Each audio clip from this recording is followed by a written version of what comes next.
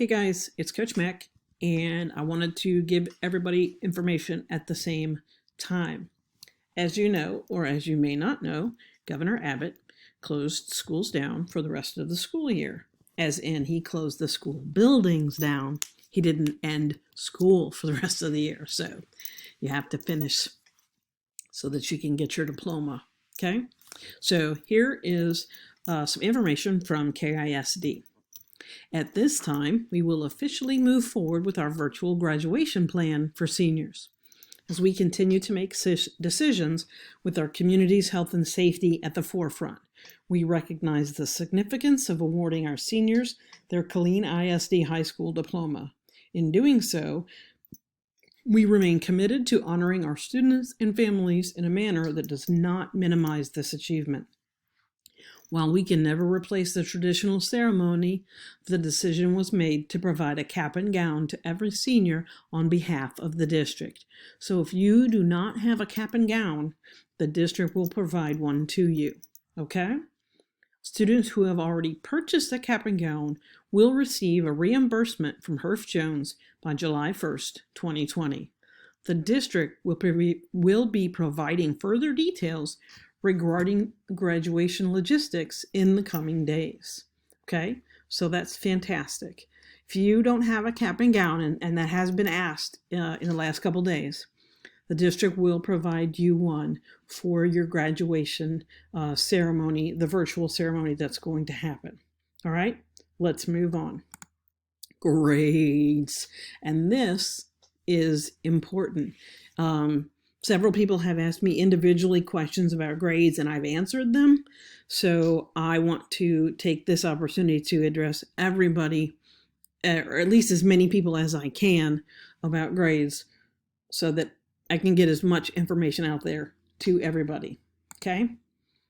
Here is the information that the district curriculum put out, and I'm going to read this to you because it's important.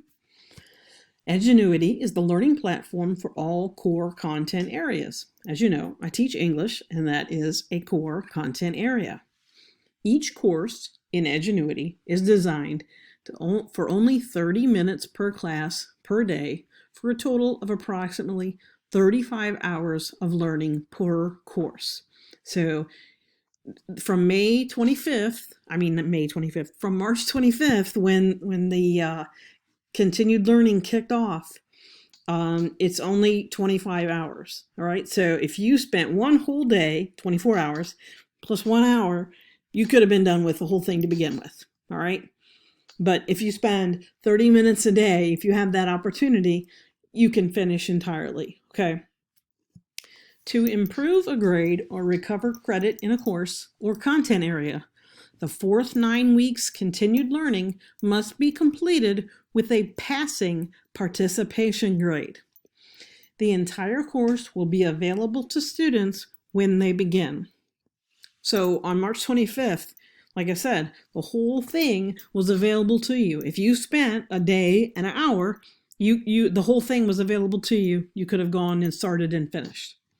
And today, April 18th, I have a student who will finish the course. Students are expected to work daily on each course, and some students may finish early, like today, April 18th. If a student does not complete the fourth 9 weeks online course, then the grade earned for the third 9 weeks course will become their final grade for the second semester. I have some examples I'm going to show you, and these things will become clear to you because sometimes they're confusing and sometimes the wording that the district uses might not make sense. The second semester final grade will either be the grade achieved at the end of the third 9 weeks or the average of the third and fourth 9 weeks, whichever grade is higher. Let me show you some examples so that the meaning is crystal clear to you. Here I go. Like I said, I've got some examples so that you understand what's going on. Student A. Student A failed marking period 1, failed marking period 2, pass the semester exam. And there is no semester exam for this semester. I mean, obviously, there's just no way. It's just not logistically possible. Okay? There's no exam in Edgenuity. So it's just not going to happen. And failed semester 1. Now they passed for marking period 3. However, as of today, in Edgenuity, this student A has a 19 in Edgenuity. So they will get a 76 for the second semester, but that is not enough to credit recovery for semester 1, and that's some student A is not going to graduate if they do no more work in Edgenuity. They're not going to ensure themselves that passing participation grade, and that 19% is going to be on their transcript. So here's another example, and I have several of these throughout my 5 classes. Okay. Student B has an A, and a 50, or a failing grade. It doesn't have to be a 50. It could be any failing grade. It could be a 10, a 17, a 42, 53. Like I said, I have several students that meet this criteria. So obviously, the 92 for marking period 3 is going to be the semester grade. However, student B is going to end up with the 52% on their transcript. So how does student B explain that to the college admissions when the college admissions say, well, what did you do for that fourth 9 weeks to earn that 52, when clearly you've gotten A's all year long? You're going to graduate. Obviously, you've gotten your credit in that, but that 52 is going to stay on your permanent transcript. It just doesn't make any sense to have that failing grade on your transcript when you don't have to.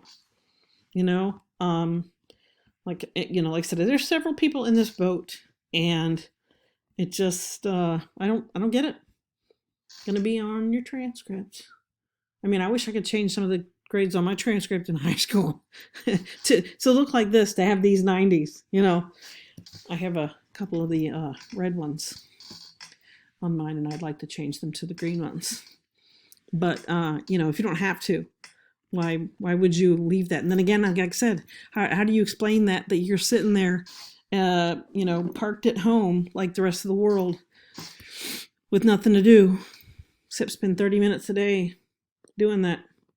All right, moving on. Student C. Student C has failed first 9 weeks, failed second 9 weeks, passed the semester exam, failed for the semester, failed for the third 9 weeks. However, that passing participation grade for right now, for the pandemic, student C has been not been as diligent as they could have been all year long, but they've taken KISD's credit recovery opportunity very seriously.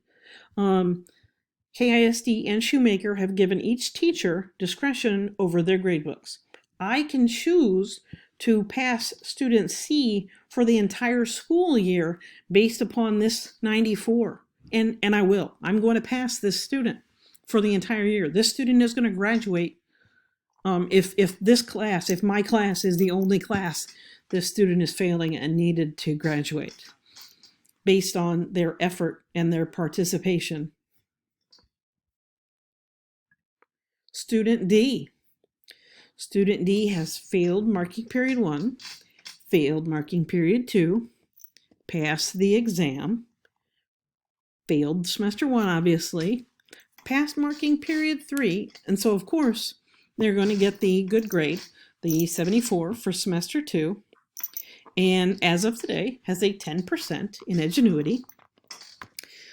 And this student has not chosen to take the credit recovery opportunity, and so they're not going to receive semester 1 credit, and they're not going to graduate.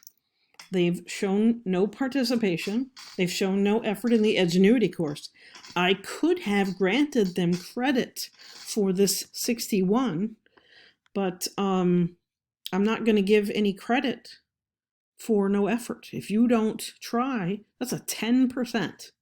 10% effort. I'm not giving credit for 10%. It's just not going to happen. You know, I'll help you if you help yourself. But if you don't try, you know, I'm going to move on to the student who's going to try. All right, so now we have student E. This is our final student example. Student E has failed marking period 1. Student E has failed marking period 2. Passed the exam. Failed marking period 2, semester 1, sorry. Failed marking period 3. Failed, or is failing as of today with the 17 in Ingenuity. And so the higher grade is the 57. So that's the grade they're going to get for the semester if they do nothing else in Ingenuity as of right now. So this means that student E is not going to graduate. Student E does not earn credit for semester 1. Student does not participate in marking period 4 Ingenuity opportunity to recover credit for semester 1 and marking period 3. Makes no sense. The opportunity is there. There is no senior this year who should fail. All of these opportunities from the district are there. No senior should fail this year. This is just, I mean, I don't understand. The opportunity is there. I mean, your entire senior class should graduate this year. Please talk to your friends. Tell them to do this work. It's just so there and easy. I'm not saying it's easy. I've done a lot of this work. It's not brainiac work. It's not AP level work. It's not pre-AP level work, you know. All right, final slide. Pay attention. KISD and Shoemaker High School have not said when they will be pulling final grades for 2020 seniors yet. What does that mean for you? That means continue to work. I know that I said that as of yesterday, the 17th of April, if you had the 80 to 87 or 85 to 87, that I would give you your credit for the last semester and everything. But since they haven't said when they're pulling grades yet, continue to work. Keep working. You still have time. It's not over. You still have time to get your credit. I will repeat again what KISD has said from the very beginning, 25 March. Students are expected to work daily on each course of our continued learning adventure. I know some of you have challenges, parents, siblings, work, stress, anxiety, missing your friends, depression from not having prom and a real graduation. But don't let those things be the speed bump that stops you from moving on with your life. This pandemic will end, but it won't stop tomorrow. We won't be able to move on and jump back into whatever it was we were doing. We won't be able to do that for a hot minute. We must be resilient and flexible for a little bit. The whole world is cooped up. We're all becoming a part of history. My mom is about to turn 80, and my dad is about to turn 83. Neither of them can think of anything like this that has happened in their lives. They were both born after World War II. I would have never imagined anything like this. I'm still trying to process how this is happening to the whole world at the same time. I encourage you to keep a journal, keep your memories so that you can tell your children and your grandchildren about this time in your life. In the meantime, stay healthy and stay safe. Love you.